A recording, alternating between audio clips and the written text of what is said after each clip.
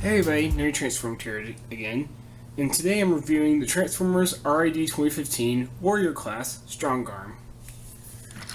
Now Strongarm here, as you can see, is this kind of police SUV truck mode of their own made design, as it's kind of like animated, where it just kind of makes up some vehicles. But it is a very nice looking truck. It definitely looks like it's powerful and like could handle taking care of some villains. She's basically the Officer Prowl of RID, from what I understand. Still have not seen RID, but I like how their toys look, so I thought I'd pick up a few more, and this is definitely my favorite of the three I have. I also have the Warrior Class Optimus and the Warrior Class Megatronus, and this one's definitely my favorite. It's very nice. Got the police siren thing up here. Got a nice grill, got the nice lights. We do get the front lights painted as well as an Autobot sigil there. As far as paint, it's basically just some white here for the bed of the truck, which is more for robot mode. The top lights here, the windows, some blue paint right here on the because the doors are actually white, as you can see from under there. And just these two bits here. The Japanese version does have a lot more paint, as this is actually painted white all the way down with a blue stripe down the middle, and the grill's actually painted silver, as well as like some back on as well, but this is fine. It's just kind of got this weird blocky look, because it just has this blue spot here for no reason, really. But it is a nice truck mode. For comparison, here she's next to Combiner Wars Prowl, and Combiner Wars Off-Road, just for a truck comparison. And you can see she's very wide and very blocky and bulky compared to these two. And not quite as detailed, but still detailed enough. She does come with this accessory, the gun, which a lot of people have been complaining about how it has this blast effect, which I like it. I like that it has a blast effect, because not a lot of figures get that, and it kind of gives the impression you're shooting it. A lot of people are complaining about it because, well, of course, it's shooting off constantly. You can't just have it sitting still. But the thing is, if you look at this gun, it looks really kind of dumb and crappy. I'm sure maybe it is accurate to the show, but it does look like a load of crap to me. So I'm actually kind of glad it has the blast effect, otherwise I probably would have just tossed this thing. You can peg it on top, but have her just running gun, I guess. And it does also store below on this little chest hole, which is weird because there's almost no other reason for it to be there, because this just folds up. It can still fit like that in vehicle mode, so it kind of makes me wonder if this chest plate folds down just so you can have a weapon storage underneath. And as you see, the vehicle is kind of hollow. She is a bit of a shell former.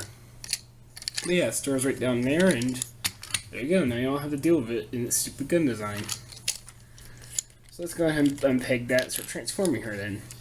This is kind of tricky because this panel does have to come up, and it's kind of stuck between these two. What I do is just come to the front and pull them out to loosen that up a bit. Then it's usually a bit easier to get this panel going.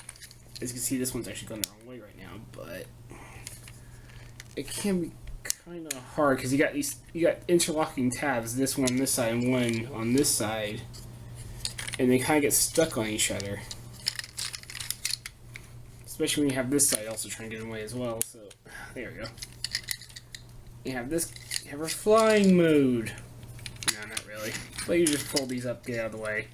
It exposes her legs. Watch out when you are folding the feet in. You don't want the feet flat, because when you do, it pops that back part open. So it doesn't mean if you're stuck sticking out. I come down here, untab it from there. Go ahead and get that up out of the way. Twist at the waist to get the legs forward. Go ahead and flip the feet out. The Japanese version, I believe, also has the feet painted like black. There we go, split the legs. The arms are the most interesting part of the transformation.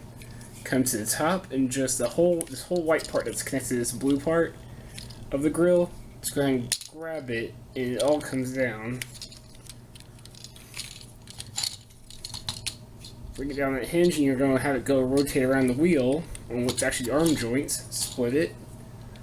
The middle, the actual grill part, actually folds in over and tabs to the what would be the arms. Then you can see right here, it's actually on rotation here. You're gonna rotate it down to where the arms are in place, not the ball joints, but the actual piece here will rotate. And then you're gonna bring the chest plate up to kind of help lock that into place to keep it from going anywhere, to where you can actually use the arm joints now.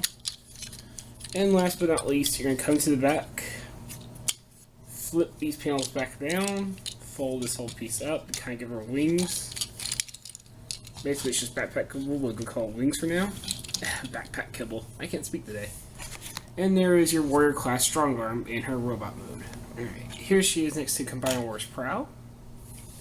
And here she is next to Combiner Wars Off-Road. You can see, despite being called warrior class, she's basically your typical deluxe class size. All you can see with the shell undone, she's actually the same size as deluxe is, rather than being a little bit bigger like she was in truck mode.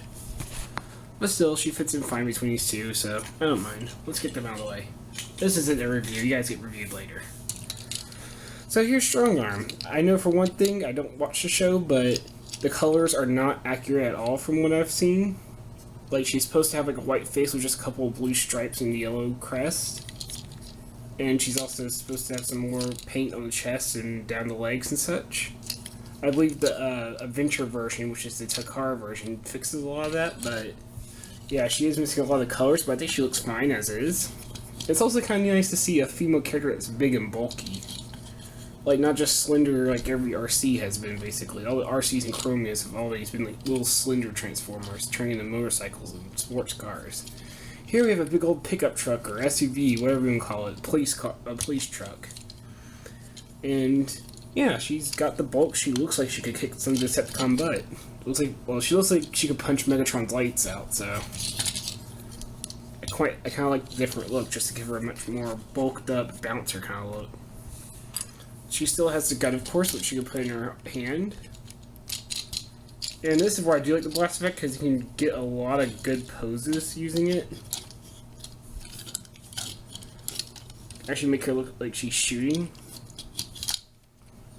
Although the kibble from her chunky truck mode does get in the way quite a bit. And we'll get into that in a second. Her articulation, she does have a ball joint at the neck. So look up and down, side to side. She does have ball joints and a hinge in the shoulders, but because of not just this kibble, but the kibble on the back of her shoulders are just sticking off for some reason. They could have just put a hinge and had it folded in. It is kind of difficult to get the arm joints going, even despite having two different joints in there. Same with the actual elbows here. She actually has like two elbows because she has this here around the wheel, and then the actual elbow with a swivel between them. But it takes both, and you use both of them to get like a full 180 degrees instead of just a 90. But it is a little bit odd to use sometimes.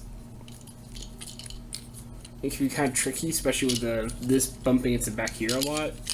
Her legs are pretty free though. You got a waist swivel, which is getting harder and harder to find. Ball joints at the hip, and ball joints at the knee, as well as an ankle pivot. So you can get her into quite a few poses. It's mostly her arms that are the problem. And not like this wing set's the worst thing in the world. It is movable, and you can put it down or bring it up, or however you need to move it. It's just the actual arms are a bit tricky due to how they transform. But they're not bad, they're just tricky is all. Like I said, you can get a pose going, it's just going to take some work. So she's a bit harder to deal with than most Transformers. And yeah, I do admit, just having her hold the gun downward does look a little odd with the blast effect. But when you do get her in a shooting pose... Oh yeah, and these do not lock in at all. I wish the chest plate's supposed to lock them in, and it does if you hold the chest plate in, but still, even then, it's still able to squeeze past. So you kind of gotta hold the side while you're adjusting your arm to keep it from sticking up, and that's just really annoying.